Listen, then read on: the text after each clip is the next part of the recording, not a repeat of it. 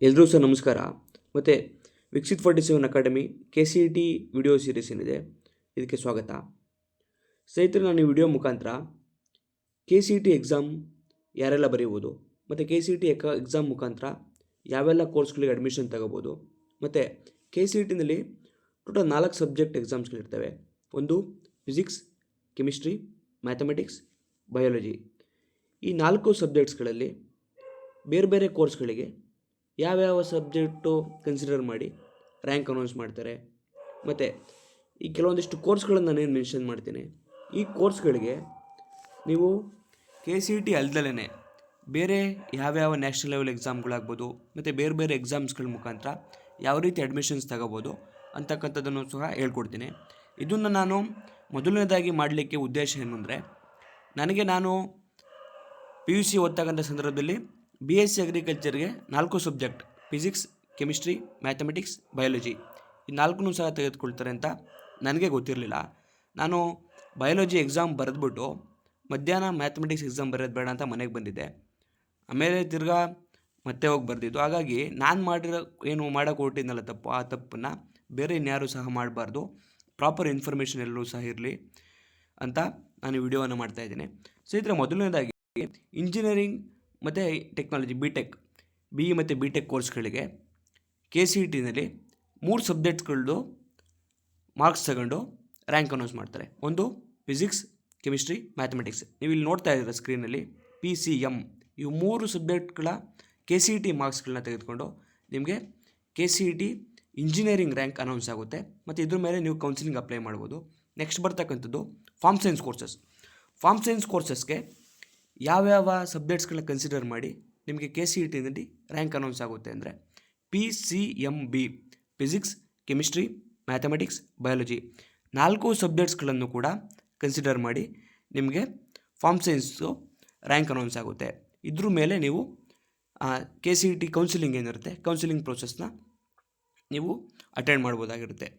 ಈ form science ಕೋರ್ಸ್ಗಳಲ್ಲಿ ಯಾವ್ಯಾವ ಕೋರ್ಸ್ಗಳಿರ್ತವೆ ಅಂತ ನಿಮಗೊಂದು ಡೌಟ್ ಬರ್ಬೋದು. ನಾನು ಇಲ್ಲಿ ತೋರಿಸ್ತೀನಿ ನೋಡಿ. ಫಾರ್ಮ್ ಸೈನ್ಸ್ ಅಂಡರ್ ಇಷ್ಟು ಕೋರ್ಸ್ಗಳು: BVSC, next BSc agriculture, BSc horticulture, BSc sericulture, BSc forestry, BSc community science, BSc agri business management, BFSC, BTech agriculture engineering, BTech food technology, BTech dairy technology, BTech biotechnology. ಇಷ್ಟು ಕೋರ್ಸ್ಗಳಿಗೆ ನೀವು form science ಕೋರ್ಸ್ಗಳಂತ ಕರಿತೀವಿ. ಇಷ್ಟೆಲ್ಲ ಕೋರ್ಸ್ಗಳಿಗೆ ನೀವು admission ಆಗಬೇಕಂದ್ರೆ ಇವು 4 ಸಬ್ಜೆಕ್ಟ್ಸ್ಗಳನ್ನ ನೀವು CETನಲ್ಲಿ ಬರೆದಿರಬೇಕಾಗ್ತದೆ. ಈ 4 ಸಬ್ಜೆಕ್ಟ್ಸ್ಗಳ CET ಅಂಕಗಳೇನು ಬಂದಿರುತ್ತೆ ಅದ್ರ ಮೇಲೆ ಒಂದು ಸಪ್ರೇಟ್ ರ್ಯಾಂಕ್ ಅನೌನ್ಸ್ ಆಗುತ್ತೆ. ಅದ್ರ ಮೇಲೆ ಕೌನ್ಸಿಲಿಂಗ್ ನಡೀತದೆ. ಮತ್ತು ನಿಮ್ಮೆಲ್ಲರಿಗೂ ಕೂಡ ಗೊತ್ತಿರ್ಬೋದು, ಈ ಫಾರ್ಮ್ ಸೈನ್ಸ್ ಕೋರ್ಸ್ಗಳಿಗೆ ನೀವು ಅಡ್ಮಿಷನ್ ತೆಗೆದುಕೊಳ್ಬೇಕಂದ್ರೆ ರೈತರ ಮಕ್ಕಳುಗಳು ಈ ಅಗ್ರಿಕಲ್ಚರ್ ಕೋಟಾ ಅಂಡರ್ 50% ರಿಸರ್ವೇಷನ್ ಇರುತ್ತೆ. ಈ 50% ರಿಸರ್ವೇಷನ್ ನೀವು ಕ್ಲೈಮ್ ಮಾಡಬೇಕಂದ್ರೆ ನಿಮಗೆ ವ್ಯವಸಾಯಗಾರ ದೃಢೀಕರಣ ಪತ್ರ ಅಂತ ಬರುತ್ತೆ. ಆ ವ್ಯವಸಾಯಗಾರ ದೃಢೀಕರಣ ಪತ್ರವನ್ನು ನೀವೆಲ್ಲರೂ ಕೂಡ ಮಾಡಿಸಿ ಮಡಿಕೋಬೇಕಾಗ್ತದೆ. ಈ ವ್ಯವಸಾಯಗಾರ ದೃಢೀಕರಣ ಪತ್ರದ್ದು ವ್ಯಾಲಿಡಿಟಿ ಬಂದ್ಬಿಟ್ಟು 1 ಇಯರ್ ಇರುತ್ತೆ. ನಾನು ಸಪ್ರೇಟ್ ಅದ್ರ ಬಗ್ಗೆ ಇನ್ನೊಂದು ವಿಡಿಯೋದಲ್ಲಿ ಮಾಹಿತಿ ಕೊಡ್ತೀನಿ, ಯಾವ ರೀತಿ ಫಾರ್ಮ್ ಸೈನ್ಸ್ ಕೋರ್ಸ್ಗಳಿಗೆ 50% ರಿಸರ್ವೇಷನ್ ಕ್ಲೈಮ್ ಮಾಡಬೇಕಂದ್ರೆ ವ್ಯವಸಾಯಗಾರ ದೃಢೀಕರಣ ಪತ್ರ ಮತ್ತು ಈ ಸಪ್ರೇಟ್ ಪ್ರಾಕ್ಟಿಕಲ್ ಎಕ್ಸಾಮ್ ಯಾವುದು ಕಂಡಕ್ಟ್ ಮಾಡ್ತಾರೆ, ಆ ಪ್ರಾಕ್ಟಿಕಲ್ ಎಕ್ಸಾಮ್ಸ್ದು ಎಷ್ಟು ಪರ್ಸೆಂಟ್ ತಗೊತಾರೆ, ಬೋರ್ಡಿಂದ ಎಷ್ಟು ಪರ್ಸೆಂಟ್ ತಗೊತಾರೆ ಮತ್ತು CETದು ಎಷ್ಟು ಪರ್ಸೆಂಟ್ ತೆಗೆದುಕೊಳ್ತಾರೆ ಅಂತಕ್ಕಂಥದ್ದನ್ನು ನಾನು ತಿಳಿಸ್ತೀನಿ. ಆದರೆ ಈ ವಿಡಿಯೋದಲ್ಲಿ ಇಷ್ಟಕ್ಕೆ ಮಾತ್ರ ನೀವು ತಿಳ್ಕೊಳ್ಳಿ. ಫಾರ್ಮ್ ಸೈನ್ಸ್ ಕೋರ್ಸ್ಗಳಿಗೆ ಹೋಗಬೇಕಂದ್ರೆ 4 ಸಬ್ಜೆಕ್ಟ್ಸ್ಗಳನ್ನು ಸಹ ಕನ್ಸಿಡರ್ ಮಾಡ್ತಾರೆ: physics, chemistry, mathematics, biology. Next ಬರ್ತಕ್ಕಂಥದ್ದು, ಮತ್ತು ಫಾರ್ಮ್ ಸೈನ್ಸ್ ಕೋರ್ಸ್ಗಳಿಗೆ ಹೋಗಲಿಕ್ಕೆ ಬೇರೆ ಯಾವುದಾದ್ರೂ KCET ಅಲ್ಲದೇ ನ್ಯಾಷನಲ್ ಲೆವೆಲ್ ಎಕ್ಸಾಮ್ಸ್ ಯಾವ್ದಾದ್ರು ಇದೆ ಅಂದರೆ CUET UG ಅಂತ ಎಕ್ಸಾಮ್ ಇದೆ. ಅದನ್ನು ಮೊದಲು ICAR AIEA UG ಅಂತ ಇತ್ತು. ಅದನ್ನು ಈಗ CUET ಮುಖಾಂತರ ಕಂಡಕ್ಟ್ ಮಾಡ್ತಾ ಇದ್ದಾರೆ. ಇವು ಸೆಂಟ್ರಲ್ ಯೂನಿವರ್ಸಿಟಿಗಳಲ್ಲಿ ಫಾರ್ಮ್ ಸೈನ್ಸ್ ಕೋರ್ಸ್ಗಳನ್ನು ಮಾಡಬೇಕಂದ್ರೆ ನೀವು CUET UG ಮುಖಾಂತರ ಎಕ್ಸಾಮ್ ಬರೀಬೋದು. ನಂತರ ಬರ್ತಕ್ಕಂಥದ್ದು ವೆಟರ್ನರಿ ಸೈನ್ಸಸ್ಗೆ ಮತ್ತು ನ್ಯಾಚುರೋಪತಿ ಮತ್ತು ಯೋಗ BNYS ಅಂತ ಏನು ಕರಿತೇವೆ. BNYS ಯಾವುದ್ರ ಅಂಡರ್ ಬರುತ್ತೆ? ಆಯುಷ್ ಕೋರ್ಸ್ ಅಂತ ಏನು ಕರಿತೀವಲ್ಲ ನೀಟಲ್ಲಿ, ಅದ್ರ ಅಂಡರ್ BNYS ಬರುತ್ತೆ. ಅದಕ್ಕೆ ನೀವು CET ಮುಖಾಂತರನೂ ಕೂಡ ಹೋಗ್ಬೋದು. ತದನಂತರ BSc ನರ್ಸಿಂಗ್.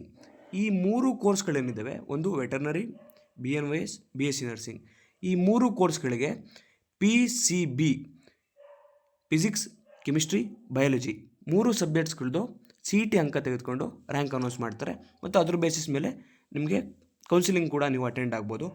ವೆಟರ್ನರಿಗೆ ನೀವು CET ಅಲ್ಲದಲ್ಲೇ ಬೇರೆ ಇನ್ಯಾವ ಎಕ್ಸಾಮ್ಸ್ ಮುಖಾಂತರ ಬರ್ಬೋದು ಅಂದರೆ ನೀಟ್ ಮುಖಾಂತರವೂ ಕೂಡ ಏನು 15% ಆಲ್ ಇಂಡಿಯಾ ಕೋಟಾ ಸೀಟ್ಸ್ಗಳೇನಿರ್ತವೆ ಅವುಗಳನ್ನ ಫಿಲ್ ಮಾಡಲಿಕ್ಕೆ ನೀಟ್ ಮಾರ್ಕ್ಸ್ಗಳನ್ನ ಕನ್ಸಿಡರ್ ಮಾಡಿ ಸಪ್ರೇಟ್ ಕೌನ್ಸಿಲಿಂಗ್ ನಡೀತದೆ.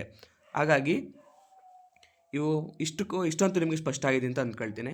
ಈ 3 ಕೋರ್ಸ್ಗಳಿಗೆ ಫಿಸಿಕ್ಸ್, ಕೆಮಿಸ್ಟ್ರಿ, ಬಯಾಲಜಿ ತೆಗೆದುಕೊಂಡು ನಿಮಗೆ ಸಪ್ರೇಟ್ ರ್ಯಾಂಕ್ ಅನೌನ್ಸ್ ಮಾಡ್ತಾರೆ. ಮತ್ತು ಈ ವೆಟರ್ನರಿ ಕೋರ್ಸಿಗೂ ಕೂಡ 50% ರಿಸರ್ವೇಷನ್ ಏನು ಹೇಳಿದ್ನಲ್ಲ ರೈತರ ಮಕ್ಕಳಿಗೆ, ಕೃಷಿಕರ ಕೋಟಾದ ಅಂಡರ್ ಆ ರಿಸರ್ವೇಷನ್ ಬರ್ತದೆ. ಅದನ್ನು ನೀವು ಕ್ಲೈಮ್ ಮಾಡಬೇಕಂದ್ರೆ ವ್ಯವಸಾಯಗಾರ ದೃಢೀಕರಣ ಪತ್ರ ಇರಬೇಕು. ನಾನು ಸಪ್ರೇಟ್ ವಿಡಿಯೋದಲ್ಲಿ ಅದ್ರ ಬಗ್ಗೆ ಮಾಹಿತಿ ಕೊಡ್ತೇನೆ. ನೆಕ್ಸ್ಟ್ ಬರ್ತಕ್ಕಂಥದ್ದು ಬಿ ಫಾರ್ಮಾ ಮತ್ತು second year B pharma D. Second year B pharma ಏನಂತ ಕೇಳ್ಬೋದು. ಇದು ಬಿ ಫಾರ್ಮಾಗೆ ಸೆಕೆಂಡ್ ಇಯರ್ ಬಿ ಫಾರ್ಮಾಗೆ ಲ್ಯಾಟ್ರಲ್ ಎಂಟ್ರಿ ಇರುತ್ತೆ. ನಾನು ಮತ್ತೊಂದು ವಿಡಿಯೋದಲ್ಲಿ B pharma D, lateral entry ಯಾವ ಥರ ಇದ್ರ ಬಗ್ಗೆ ಕಂಪ್ಲೀಟ್ ಮಾಹಿತಿ ಕೊಡ್ತೇನೆ. ಅದು ಈ ವಿಡಿಯೋದಲ್ಲಿ ನೀವು ತಿಳ್ಕೊಳ್ಳಿ. ಈ 3 ಕೋರ್ಸ್ಗಳಿಗೆ ಹೋಗ್ಬೇಕಂದ್ರೆ ನಿಮಗೆ CETನಲ್ಲಿ PCM ಆರ್ PCB ಇವೆರಡರಲ್ಲಿ ಯಾವ್ದಾದ್ರು ಒಂದು, ಯಾರು ವಿಚ್ ಇಸ್ ಹೈಯರ್ ಇರುತ್ತಲ್ಲ ಅದನ್ನು ಕನ್ಸಿಡರ್ ಮಾಡಿ ನಿಮಗೆ ರ್ಯಾಂಕ್ ಅನೌನ್ಸ್ ಮಾಡ್ತಾರೆ. ಇಷ್ಟು ನಿಮಗೆ ಸ್ಪಷ್ಟವಾಗಿರಲಿ.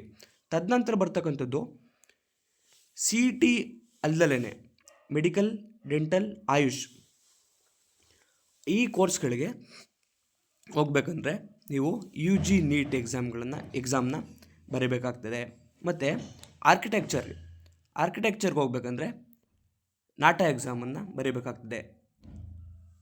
ನೀವು UG ನೀಟ್ ಮತ್ತು ನಾಟಾ ಎಕ್ಸಾಮ್ ಬಗ್ಗೆ ನೀವೆಲ್ಲರೂ ಕೂಡ ಕೇಳಿರ್ತೀರ. ಈ ಆಯುಷ್ ಅಂತ ಇದೆ. ಆಯುಷ್ ಅಂಡರ್ ಯಾವ್ಯಾವ ಕೋರ್ಸ್ಗಳು ಬರ್ತವೆ ಅಂದರೆ BAMS, BNYS, BUMS, BSMS, BHMS. ಹಾಗಂದರೆ bachelor of Ayurvedic and medical surgery, bachelor of naturopathy and yogic sciences, bachelor of Unani medicine and surgery, bachelor of Siddha medicine and surgery, bachelor of homeopathic medicine and surgery. ಈ ಕೋರ್ಸ್ಗಳು AYUSH course under ಬರ್ತದೆ. ಇಷ್ಟೆಲ್ಲ ಕೋರ್ಸ್ಗಳು ಮತ್ತು dental, ಮೆಡಿಕಲ್ಗೆ ಹೋಗ್ಬೇಕಂದ್ರೆ ನೀವು UG neat ಎಕ್ಸಾಮ್ನ ಬರೀಬೇಕಾಗ್ತದೆ. ತದನಂತರ ಇನ್ನೊಂದು ಮುಖ್ಯವಾಗಿರ್ತಕ್ಕಂಥ ಇನ್ಫಾರ್ಮೇಷನ್ ಏನಂದರೆ, ನೀವು ಮೆಡಿಕಲ್ಗೆ ಹೋಗಲಿಕ್ಕೆ ನೀಟ್ ಎಕ್ಸಾಮ್ ಏನೋ ಬರೀತೀರಾ, ಆದರೆ 2 ರೀತಿಯಾಗಿರ್ತಕ್ಕಂಥ ಕೌನ್ಸಿಲಿಂಗ್ ಇರುತ್ತೆ. ಒಂದು ನ್ಯಾಷನಲ್ ಲೆವೆಲ್ ಕೌನ್ಸಿಲಿಂಗ್ ಇರುತ್ತೆ, ಅದು MCC ಕಂಡಕ್ಟ್ ಮಾಡುತ್ತೆ. ಮತ್ತು KEದವರು ಕೂಡ ಸಪ್ರೇಟು ಸ್ಟೇಟು ಒಂದು ಕೋಟಾ ಅಂಡರ್ ಏನು ಸೀಟ್ಗಳಿರ್ತವೆ ಆ ಸೀಟ್ಗಳನ್ನ ಫಿಲ್ ಮಾಡಲಿಕ್ಕೋಸ್ಕರ CETನಲ್ಲಿ KE ಮುಖಾಂತರ ಸಪ್ರೇಟ್ ಕೌನ್ಸಿಲಿಂಗ್ ಇರುತ್ತೆ. ಆ ಕೌನ್ಸಿಲಿಂಗನ್ನು ನೀವು ಅಟೆಂಡ್ ಆಗಬೇಕಂದ್ರೆ ನೀವೇನು ಮಾಡಬೇಕಂದ್ರೆ CET ರಿಜಿಸ್ಟರ್ ಮಾಡಿಸ್ಬೇಕು, ಅಪ್ಲಿಕೇಶನ್ ಫಾರ್ಮ್ ಫಿಲ್ ಮಾಡಿ, ಏನು ಫೀಸ್ ಏನಿರುತ್ತೆ ಫೀಸ್ನು ಕೂಡ ನೀವು ಭರ್ತಿ ಮಾಡಬೇಕು. ಯಾಕಂದರೆ ನೀವು ಕೌನ್ಸಿಲಿಂಗ್ ಅಟೆಂಡ್ ಆಗಬೇಕಂದ್ರೆ ಇಷ್ಟು ಪ್ರೋಸೆಸ್ ನೀವು ಕಂಪ್ಲೀಟ್ ಮಾಡ್ಕೊಂಡಿರಬೇಕು. ಅದರಲ್ಲಿ ನೀವು ನೀಟ್ ಸ್ಕೋರ್ ಕಾರ್ಡ್ನ ಅಪ್ಲೋಡ್ ಮಾಡೋಕ್ಕೆ ಹೇಳ್ತದೆ. ಹಾಗಾಗಿ ನೀವು ಯಾರ್ಯಾರು ನೀಟ್ ಬರೀತಾ ಇರ್ತೀರಾ ನೀವು ನ್ಯಾಷನಲ್ ಕೌನ್ಸಿಲಿಂಗ್ MCC ಏನು ಕಂಡಕ್ಟ್ ಮಾಡ್ತದ್ದು ಮತ್ತು KE ಮುಖಾಂತರ ಸ್ಟೇಟ್ ಸೀಟ್ಸ್ಗಳೇನಿರ್ತವೆ ಅದಕ್ಕೆ ನೀವು ತಗೋಬೇಕು ಅಂದರೆ ನೀವು KE ಮುಖಾಂತರ ಕೌನ್ಸಿಲಿಂಗ್ ನಡೆಯುತ್ತೆ, ಅದಕ್ಕೂ ಕೂಡ ನೀವು ಅಟೆಂಡ್ ಆಗಬೇಕಾಗ್ತದೆ.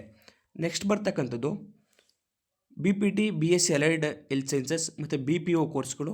ಮತ್ತು ಈ ಕೋರ್ಸ್ಗಳಿಗೆ ಯಾವ ರೀತಿ ಅಂದರೆ CET ಕನ್ಸಿಡರ್ ಮಾಡಲ್ಲ. ನೀವು PUC QE ಅಂತ ನೋಡಿರ್ತೀರ.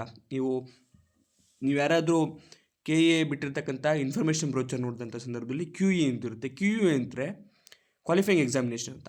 ಕ್ವಾಲಿಫೈಯಿಂಗ್ ಎಕ್ಸಾಮಿನೇಷನ್ ಯಾವುದು ಅಂದರೆ ನೀವು ಸೆಕೆಂಡ್ PUC ಏನು ಬರ್ತಿರ್ತೀರ, second PUC equivalent 12th exam ಏನಿರುತ್ತೆ ಅದನ್ನು ಕ್ವಾಲಿಫೈಯಿಂಗ್ ಎಕ್ಸಾಮಿನೇಷನ್ ಅಂತ ಹೇಳ್ತಾರೆ. ಈ BPT ಅಂದರೆ ಬ್ಯಾಚುಲರ್ ಆಫ್ ಫಿಸಿಯೋಥೆರಪಿ ಕೋರ್ಸು ಮತ್ತು ಅಲೈಡ್ ಸೈನ್ಸಸ್ ಕೋರ್ಸ್ಗಳಿಗೆ ಯಾವುದೇ ರೀತಿಯಾಗಿರ್ತಕ್ಕಂಥ ಎಂಟ್ರೆನ್ಸ್ ಎಕ್ಸಾಮ್ CET ಇರೋದಿಲ್ಲ. Based on PU marks, qualifying examination marks ಏನಿರುತ್ತೆ ಅದ್ರ ಮುಖಾಂತರ ನಿಮಗೆ ಸೀಟು ಅದ್ರ ಡೈರೆಕ್ಟ್ ಹೋಗ್ಬೋದು. ಆದರೂ ಕೂಡ ನೀವು CET ಇಲ್ಲಿ ಕೊಟ್ಟಿದೆ ನೋಡಿ, but they must compulsory register for CET 2025 and fill the application and pay the fees to become eligible to participate in the counselling. ನೀವು CET ಮುಖಾಂತರ ಕೌನ್ಸಿಲಿಂಗನ್ನು ಕಂಡಕ್ಟ್ ಮಾಡ್ತಾರೆ. ಎಂಟ್ರೆನ್ಸ್ ಎಕ್ಸಾಮ್ ಏನಿರಲ್ಲ, ಕೌನ್ಸಿಲಿಂಗ್ ನೀವು ಅಟೆಂಡ್ ಆಗಬೇಕಂದ್ರೆ ನೀವು ಅಪ್ಲಿಕೇಶನ್ ಫಿಲ್ ಮಾಡಿ fees pay ಮಾಡಿರಬೇಕಾಗ್ತದೆ. ಇದಿಷ್ಟು ಇನ್ಫಾರ್ಮೇಷನ್. CET ಮುಖಾಂತರ ನೀವು ಯಾವ್ಯಾವ ಕೋರ್ಸ್ಗಳಿಗೆ ಹೋಗ್ಬೋದು. ತದನಂತರ ಆ ಕೋರ್ಸ್ಗಳಿಗೆ ಅಡ್ಮಿಷನ್ ತೆಗೆದುಕೊಳ್ಬೇಕಂದ್ರೆ ನೀವು CETನಲ್ಲಿ ಯಾವ್ಯಾವ ಸಬ್ಜೆಕ್ಟ್ಗಳನ್ನ ಕನ್ಸಿಡರ್ ಮಾಡ್ತಾರೆ ಅಂತಕ್ಕಂಥದ್ದು. ಮತ್ತು ಇನ್ನೊಂದು, ಈ ಇಂಜಿನಿಯರಿಂಗ್ ಯಾರ್ಯಾರು ಮಾಡಬೇಕಂತ ಇದ್ದೀರಾ, ಇಂಜಿನಿಯರಿಂಗ್ಗೆ KCET ಜೊತೆಗೆ ಬೇರೆ ಯಾವೆಲ್ಲ ಎಕ್ಸಾಮ್ಸ್ಗಳಿದ್ದಾವೆ ಅಂದರೆ JEE ಮೇನ್ಸ್ ಇವೆಲ್ಲರೂ ಕೂಡ ಕೇಳಿರ್ತೀರ, ಕಾಮೆಡ್ಕೆ ಎಕ್ಸಾಮ್ ಅಂತ, ಬಿಟ್ಸ್ಯಾಟ್ ಅಂತ ಒಂದು ಎಕ್ಸಾಮ್ ಇದೆ, MET ಅಂತ ಇದೆ, ಮತ್ತು CUET ಎಕ್ಸಾಮ್. ಈ CUET ಎಕ್ಸಾಮ್ ಸೆಂಟ್ರಲ್ ಯೂನಿವರ್ಸಿಟಿನಲ್ಲಿ ಇಂಜಿನಿಯರಿಂಗ್ ಕೋರ್ಸ್ಗಳನ್ನ ಮಾಡಲಿಕ್ಕೆ ಈ CUET ಹತ್ರ ನೀವು ಅಡ್ಮಿಷನ್ನ ತೆಗೆದುಕೊಳ್ಬೇಕಾಗಿದೆ. ಹೀಗಾಗಿ ಇಷ್ಟು ಇನ್ಫಾರ್ಮೇಷನ್ ನಿಮಗೆ ಸ್ಪಷ್ಟತೆ ಇರಲಿ. ನಾನು ಮುಂದೆ BS ಅಗ್ರಿಕಲ್ಚರ್ಗೆ 50% ರಿಸರ್ವೇಷನ್ ಏನಿರುತ್ತೆ ಅಂತ ಹೇಳಿದ್ನಲ್ಲ, ಫಾರ್ಮರ್ ಸರ್ಟಿಫಿಕೇಟ್ ವ್ಯವಸಾಯ ದೃಢೀಕರಣ ಪತ್ರದ ಮುಖಾಂತರ ಅದನ್ನು ಯಾವ ರೀತಿ ಕ್ಲೇಮ್ ಮಾಡೋದು, ಅದನ್ನು ಯಾವ ರೀತಿ ಮಾಡಿಸೋದು, ಮತ್ತು ಅದನ್ನು ರ್ಯಾಂಕ್ ಅನೌನ್ಸ್ ಯಾವ ಥರ ಮಾಡ್ತಾರೆ, ಮತ್ತು ಈ ಎಲ್ಲ ಕೋರ್ಸ್ಗಳಿಗೆ CET ಎಷ್ಟು ಪರ್ಸೆಂಟೇಜ್ ತಗೊಂತಾರೆ, ಬೋರ್ಡ್ ಎಷ್ಟು ಪರ್ಸೆಂಟೇಜ್ ತಗೊಂತಾರೆ ಅನ್ನೋದ್ರ ಬಗ್ಗೆ ನಾನು ಸಪ್ರೇಟ್ ಇನ್ನೊಂದು ವಿಡಿಯೋ ಮುಖಾಂತರ ನಿಮಗೆ ಮಾಹಿತಿ ಕೊಡ್ತೀನಿ. ಇಷ್ಟೊಂದು ಸ್ಪಷ್ಟವಾಗಿರಲಿ. ಮತ್ತು ನಾವು ಆಲ್ರೆಡಿ ನಮ್ಮ ವಿಕ್ಸಿತ್ 47 ಅಕಾಡೆಮಿ ಮುಖಾಂತರ BS ಅಗ್ರಿಕಲ್ಚರ್ ಮತ್ತು ಫಾರ್ಮ್ ಸೈನ್ಸ್ ಕೋರ್ಸ್ಗಳು, ವೆಟರ್ನರಿ ಎಲ್ಲ ಕೋರ್ಸ್ಗಳಿಗೆ 50% ರಿಸರ್ವೇಷನ್ ಏನಿರುತ್ತೆ ಅದಕ್ಕೆ ಪ್ರಾಕ್ಟಿಕಲ್ ಎಕ್ಸಾಮ್ನ ಕಂಡಕ್ಟ್ ಮಾಡ್ತಾರೆ. ಆ ಪ್ರಾಕ್ಟಿಕಲ್ ಎಕ್ಸಾಮ್ಸ್ಗೆ ಕರ್ನಾಟಕದಾದ್ಯಂತ 31 ಜಿಲ್ಲೆಗಳಲ್ಲಿಯೂ ಸಹ ವಿಶೇಷ ತರಬೇತಿ ಆಫ್ಲೈನ್ ತರಬೇತಿ ಮತ್ತು ನಮ್ಮ ವೆಬ್ಸೈಟ್ ಮುಖಾಂತರ www.viksit47academy ಏನಿದೆ ಅದ್ರ ಮುಖಾಂತರ ತರಬೇತಿಯನ್ನು ಕೊಡ್ತಾ ಇದ್ದೇವೆ. ನಿಮಗೆ 50ಕ್ಕಿಂತ ಹೆಚ್ಚು ಮಾಕ್ ಟೆಸ್ಟ್ಗಳು ಸಿಗ್ತವೆ, ಮತ್ತು ಪ್ರಿವಿಯಸ್ ಇಯರು ಮಾಕ್ ಟೆಸ್ಟ್ಗಳನ್ನೂ ಸಹ ಕೊಟ್ಟಿರ್ತೇವೆ, ಮತ್ತು ವೆಲ್ ಕ್ವಾಲಿಫೈಡ್ ಮೆಂಟರ್ಸ್ಗಳು ಪ್ರಿಪೇರ್ ಮಾಡಿರ್ತಕ್ಕಂತಹ ಸ್ಟಡಿ ಮೆಟೀರಿಯಲ್ಸ್ಗಳಿದ್ದಾವೆ. ಹಾಗಾಗಿ ಯಾರೆಲ್ಲ ಫಾರ್ಮ್ ಸೈನ್ಸ್ ಕೋರ್ಸ್ಗಳನ್ನ ಮಾಡಬೇಕು ಅಂತ ಇದ್ದೀರಾ, ಮತ್ತು ರೈತರು ಮಕ್ಕಳಿದ್ದೀರಾ, ರೈತರು ಸರ್ಟಿಫಿಕೇಟ್ ಇರುತ್ತೆ ವ್ಯವಸಾಯ ದೃಢೀಕರಣ ಪತ್ರ ಅಂಥವ್ರು ಈ ಕೂಡಲೇ ನಮ್ಮ ಕೋಚಿಂಗ್ ಅಕಾಡೆಮಿ ಏನಿದೆ ವಿಕ್ಸಿತ್ 47 ಅಕಾಡೆಮಿಗೆ ಜಾಯ್ನ್ ಆಗಿ ಅಂತ ನಿಮ್ಮಲ್ಲಿ ಕೇಳ್ಕೊಳ್ತೇನೆ. ಮತ್ತು ಇದೇ ರೀತಿಯಾಗಿರ್ತಕ್ಕಂಥ ಇನ್ಫಾರ್ಮೇಷನ್ ವೀಡಿಯೋಗಳಿಗೆ ನೀವು ವಿಕ್ಸಿತ್ 47 ಅಕಾಡೆಮಿ ಜೊತೆ ಇರಿ ಅಂತ ಕೇಳ್ತೇನೆ. ಧನ್ಯವಾದಗಳು.